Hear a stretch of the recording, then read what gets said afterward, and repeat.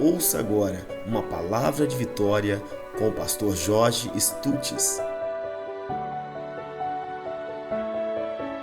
2 Samuel 23, aleluia, verso 15, oh glória, Samuel 23, verso 15, amém? Podemos fazer a leitura da palavra de Deus?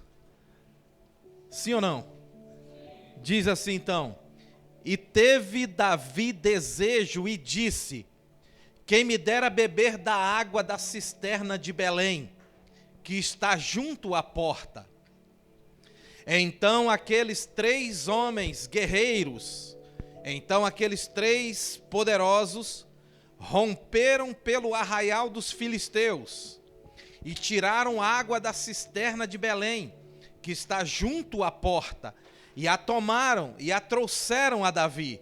Porém, ele não quis beber, mas derramou perante o Senhor. Que leitura, que texto maravilhoso, hein? Que bênção. Vamos desfrutar desse texto? Vamos nos alimentar dele? Então tenha fome agora. No nome de Jesus.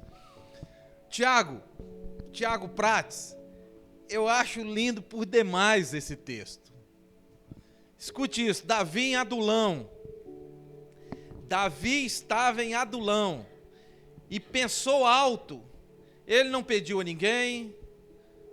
Entendeu, Laisa do Nascimento? Ele não falou com ninguém, ele pensou alto.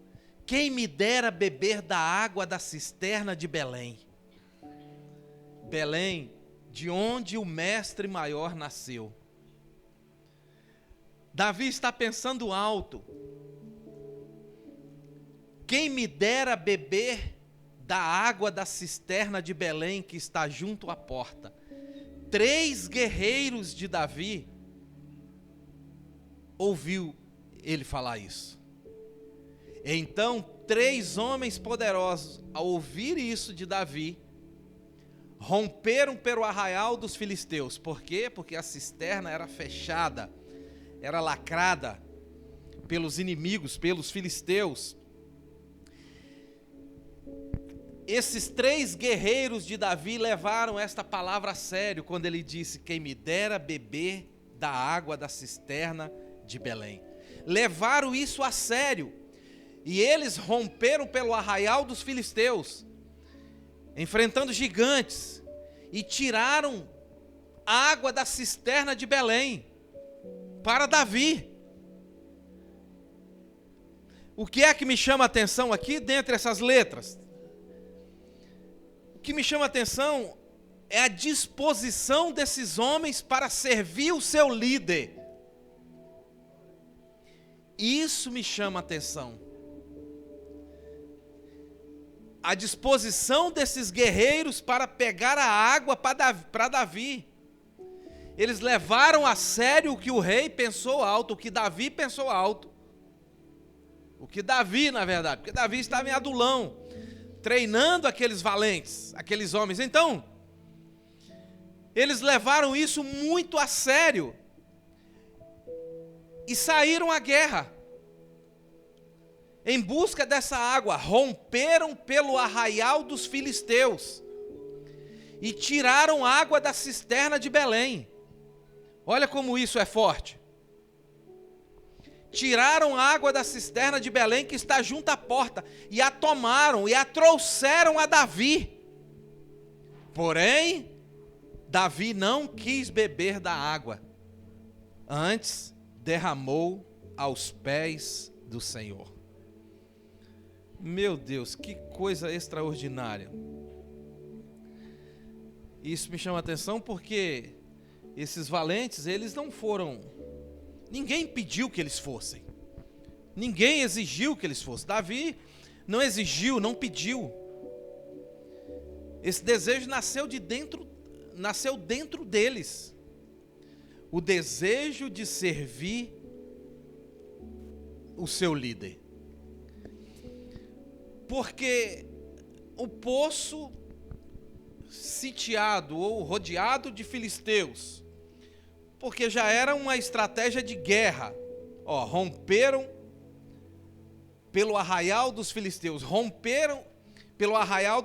porque o poço fechado pelos inimigos já era uma estratégia de guerra, ou seja, sem água todos ali morreriam. Certamente todos iriam perecer. Davi pensa alto, esses homens arriscaram a sua vida, enfrentaram os filisteus e tomaram da água e levaram para Davi, e Davi não quis beber da água, mas antes derramou aos pés do Senhor. Vamos aplicar o texto então? Vamos, Slim.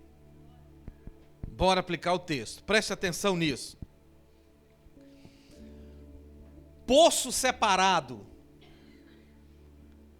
Água que não podia ser tomada.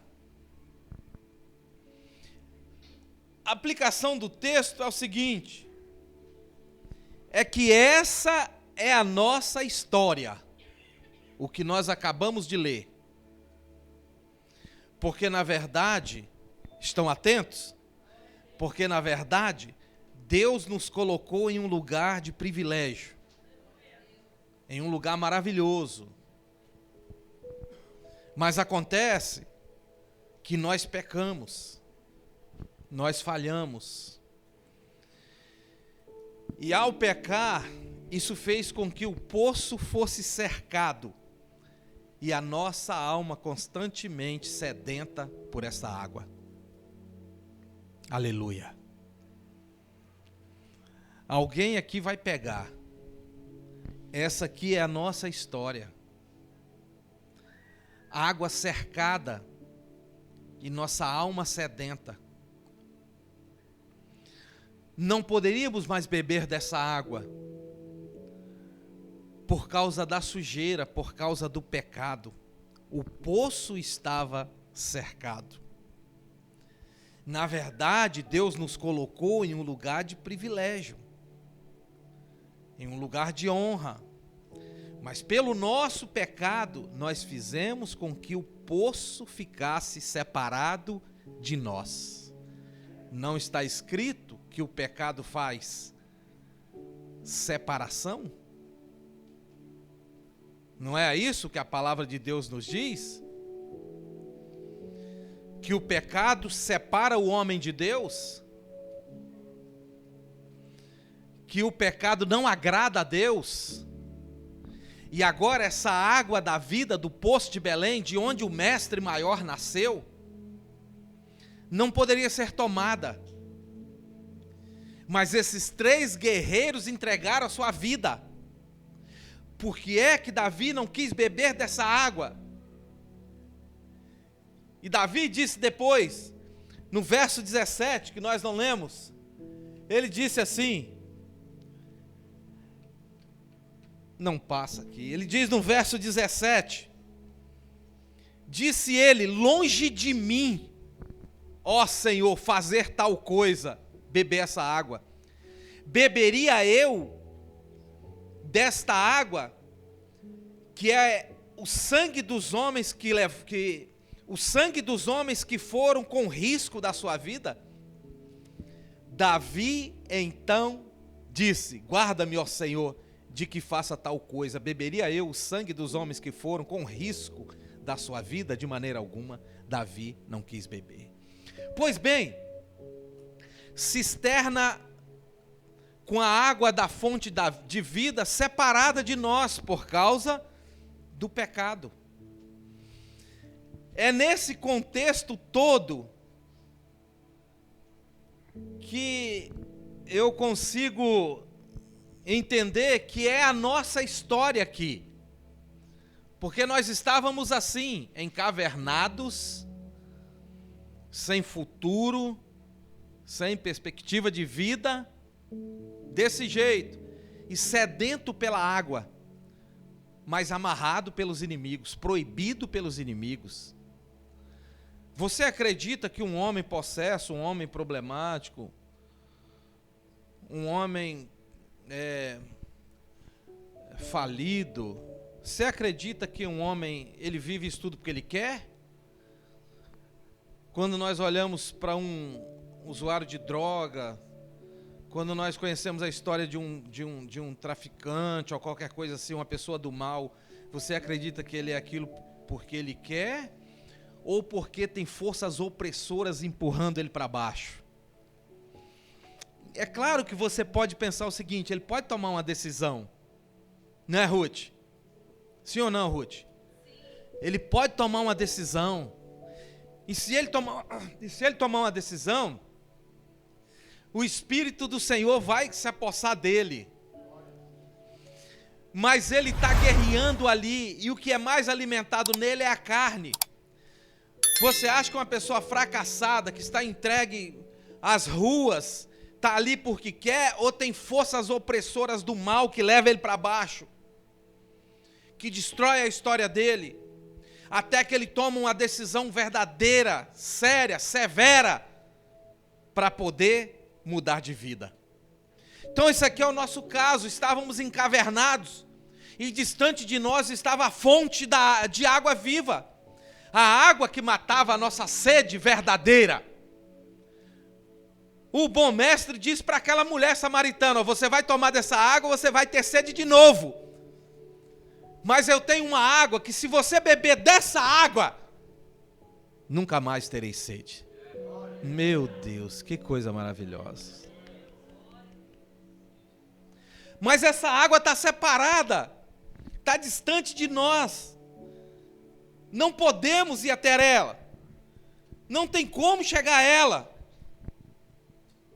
É aí então que entra o nosso Senhor Jesus, o Filho do Deus vivo. É nessa história aí que o Senhor Jesus entra. Por quê? Porque o Senhor Jesus rompeu o arraial dos filisteus, abriu a porta da cisterna e trouxe água viva para nós. Mas como é que ele fez isso? Na sua obra redentora, morrendo pelos pecados de homens vis pecadores. Na obra de Cristo foi que ele nos deu acesso a essa fonte. Não está escrito que o véu foi rasgado de cima a baixo? Não é isso? Obra de Cristo Jesus. O evangelista Mateus diz que exatamente quando o Senhor Jesus estava entregando o seu Espírito a Deus, o véu que estava no templo se rasgou de cima para baixo. Olha que coisa maravilhosa. Escute isso. A história diz que esse véu tinha 18 metros de altura. Guarde isso aí, tá? E que nesse exato momento, quando Cristo disse: Senhor, entrego a ti o meu espírito, o véu lá no templo se rasgou. Quando aquele véu se rasga, o bondoso Deus estava dizendo: agora você tem livre acesso ao poço de água viva. Agora você pode ir lá. É para Jesus, é mais forte. Escute isso, só tem mais 15 minutos, presta atenção. O véu, a história diz que era feita de tecido azul, púrpura, escarlate e linho fino. A história diz que esse véu tinha 18 metros de altura, e a história diz que esse véu tinha 12 centímetros de espessura. O historiador Flávio Joséfo diz que seria impossível um homem fazer isso. Impossível. Na sua obra, ele diz, ele concorda, ele aceita, ele vai acreditar como de fato, que no exato momento, como diz o evangelista Mateus, que no exato momento que Cristo entrega o teu Espírito, o véu se abre para nós. E aí, novamente, nós passaremos pelo vivo e novo caminho, nos dando a nós o acesso. Então, é a história desses 3 guerreiros, que tem alguém do lado de cá sedento, que a alma está gritando, que a alma está pulando, que a alma não esquece, que o pensamento, que o coração não esquece daquela água. Então, como em um sonho, ele pensa alto, e esses 3 homens rompem todas as dificuldades e traz da água para ele. Como Cristo vivo que pagou o preço dos nossos pecados, nos trouxe a condição novamente de passar por esse novo e vivo caminho, porque o véu não separa mais, e agora nós temos acesso ao Pai, através da oração. Quem dera que os nossos dias fossem como os dias daqueles homens, quem dera, porque eles viram e creram, e nós estamos vendo, poucos estão crendo. Porque o véu que foi rasgado deu acesso, mas poucos vão até lá. Depois que o véu, escute isso atentamente, depois que o véu se rasgou de cima a baixo, temos a liberdade de ir até lá, mas tem um porém, tem um problema, tem uma questão, é que muitos ainda não querem ir lá, eles querem que traga aqui. Você não entendeu, né? Então, a porta foi aberta para nós tomarmos dessa água, mas muitos não querem ir lá. Muitos ainda permanecem no lugar querendo que traga, querendo que leve, querendo que entregue, querendo que dê na boca, querendo que empurre goela abaixo. Está aberto, é para nós. Está escrito, o profeta Isaías também fala sobre isso. Vinde, comei, bebei. É sem preço, não tem preço, já está feito, já está consumado. Então o Senhor Jesus, Ele nos deu essa condição, essa possibilidade de nos levar novamente à fonte de água viva e nos deu o acesso a essa água. Agora, uma coisa que me chama a atenção aqui no texto é que, verso 16 aí, Felipe, é que me chama a atenção, é que Davi não bebeu da água, porém derramou nos pés do Senhor. Sabe, irmãos, de uma coisa? Por que é que Davi não bebeu desta água? Porque essa água representava a vida. E a vida, de verdade, ela tem que ser derramada nos pés daquele que o criou. Por isso é que ele derrama a água nos pés do Senhor. Significando, então, que a nossa vida vai fluir, vai ficar boa, vai ficar agradável, quando ela for derramada aos pés do Senhor. Quando isso acontecer. E a pergunta é: quando é que eu tenho uma vida derramada nos pés do Senhor? Essa é a pergunta. Quando é que eu tenho uma vida derramada aos pés do Senhor? Quando há entrega, número 1. Quando a vida é uma oferta de libação, quando ela é derramada no Senhor. Quando há entrega sem reservas. Isso é o número 1. Número 2, quando eu olho para mim no espelho e digo: você está sendo transformado pelo poder de Deus. Você tem visto mudança na tua vida? Não precisa responder.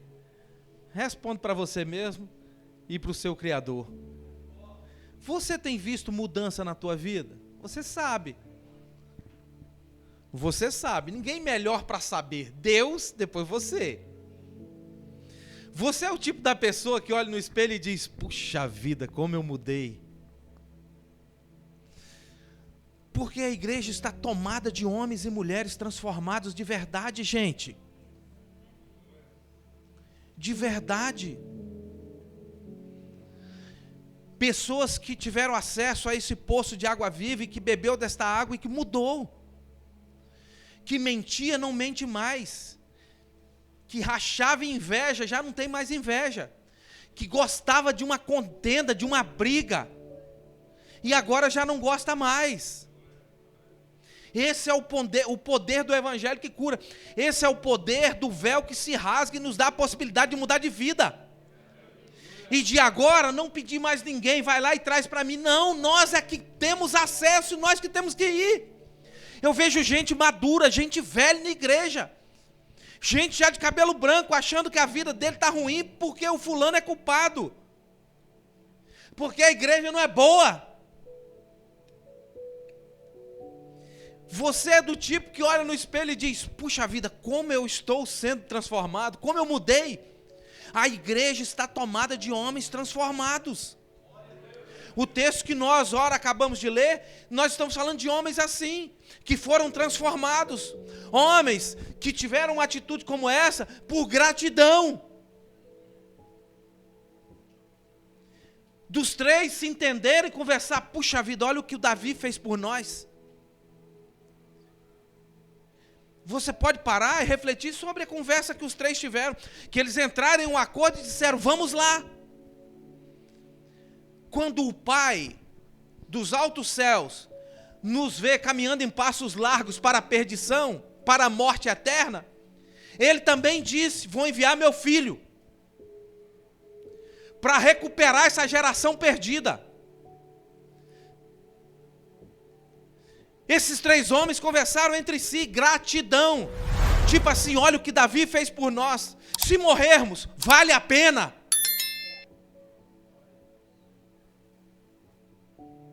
Vale a pena por gratidão. E Davi, por respeito e por amor, derrama da água e não bebe. Falando em resgate da nossa alma, que tipo de gratidão nós temos por Deus? Pelo nosso Senhor Jesus, que foi lá e abriu a fonte de novo. Olhe para mim. Oh, deixa os meninos aí, olha aqui para mim. Que tipo de gratidão que nós temos?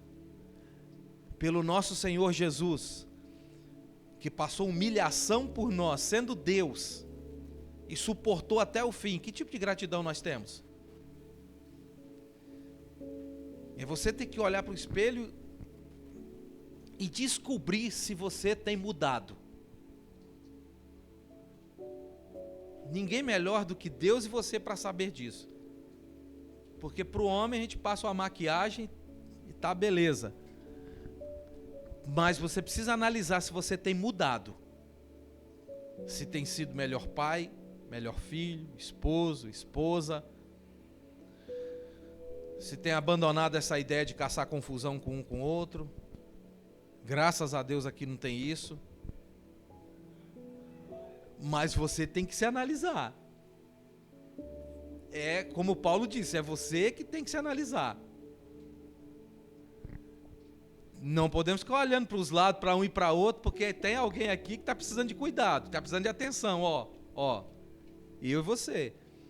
Atenção sua mesmo. E às vezes nossa atenção vai para tantas coisas. Vai para você mesmo a atenção. Porque esse poço de água está acessível. Mas só vai até lá quem tem sede. Essa é a questão. Quando é que você vai na geladeira da tua casa procurar água? Quando você tem sede. Então vai até esse poço quem tem sede. A obra redentora foi feita. Quando eu olho para Davi pensando nessa água e vejo esses guerreiros rompendo os inimigos e trazendo a água, eu lembro do meu Senhor Jesus. Porque quando a nossa alma estava aflita, sedenta e morrendo, foi Ele que fez essa obra. Foi Ele que trouxe essa água. Foi Ele que nos deu a condição de pegar esse véu aberto e caminhar por Ele. Como soldados de Cristo. Como o conselho de Paulo, vós que sois soldados de Cristo, não vos embaraceis com as coisas desse mundo. Entende isso? Seja livre para você poder romper, para você poder andar. Então a verdade é que nós precisamos de Deus todos os dias, todas as horas, para nos ajudar a decidir. Porque nós somos péssimos nessa área. nós não somos tão bons para decidir, para tomar decisão. E muitas vezes nós erramos e depois colhemos o fruto. Não tem jeito, o fruto vem. A colheita vem, não tem outro jeito. Então, que o bondoso Deus nos ajude a tomar decisões corretas. Que o bondoso Deus nos ajude a nos enxergar no espelho e dizer como eu tenho mudado e como eu ainda preciso mudar. Você concorda? Você precisa mudar? Como precisamos mudar? Nós temos todas as possibilidades. O nosso Senhor Jesus fez essa obra e deu água a uma alma sedenta que estava morrendo. Somos nós. E agora nós temos todas as condições de caminhar, de prosseguir, de prosperar, de continuar, até que Ele te chame dos céus. O meu irmão, você tem medo de morrer? Xiii. Você tem medo de morrer? Pois é, eu vou dizer para você algo bom. Que você viva pelo menos uns 50 a 60 anos aí pela frente. Para você abençoar muita gente, ser abençoado e ser exemplo aqui. E para você nunca ter medo de morrer. Para que você não tenha medo de morrer. Certeza, convicção de que o seu nome está escrito no céu. Toda certeza, certeza plena. Que você não é perfeito, mas Ele fez essa obra por você. Então, senhoras e senhores, andemos firmes, fortes, tomando posse desta bênção, desse véu que se abriu para nós e se alimentar dessa água. Se alimentar dessa água que mata a sede da nossa alma. Isso é o mais importante. Esse é o mais importante. Você não está na mão de Deus? Nas mãos do Senhor você não está? Então não precisa ter medo. Deixa eu dizer para você, quem vai ganhar, Bolsonaro ou Lula? Independente de quem ganhe, você não tem uma aliança com Deus? Você não é de Deus? Então, independente de quem ganhe, não espere muito em nenhum e nem outro, nenhum dos dois. Não espere muita coisa, ainda que um seja mais correto que o outro. Mas não aguarde muita coisa, mas espere em Deus. Ele é que fez e que tem um compromisso, uma aliança contigo, de te sustentar, de te curar, de renovar a sua mente, de conduzir você em pastos verdejantes. Ele sim, nele eu creio. Foi Ele que fez a obra. Foi Ele que fez a obra. É para Jesus é mais forte.